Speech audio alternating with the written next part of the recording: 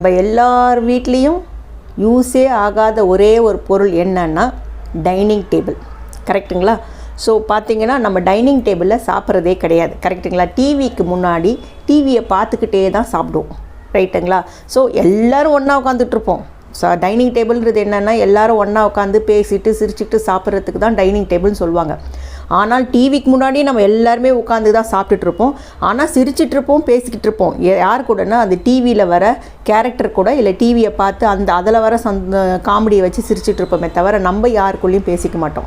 ரைட்டுங்களா? So dining டேபிள்ன்றது என்னென்னா தேவையில்லாத எத்தனை போய் மேலே போட்டு அது ஒரு ரேக் மாதிரி வச்சுருப்போம். ஓப்பன் ரேக் அது, அதில் எடுத்து போய் போட்டிருப்போம். அப்படி நீங்கள் இல்லை எங்கள் வீட்டில் நாங்கள் டைனிங் டேபிளில் தான் சாப்பிட்றோம் அப்படின்னா அப்போ உங்கள் டைனிங் டேபிள் நேராக டிவிக்கு நேராக இருக்குதுன்னு அர்த்தம். கரெக்டுங்களா? ஸோ நம்ம வீட்லேயே தேவையில்லாது அது மட்டும்தாங்க. ரைட்டுங்களா? பட் டைனிங் டேபிளில் சாப்பிட்டோம்னா கொஞ்சம் உறவு வளருன்றாங்க.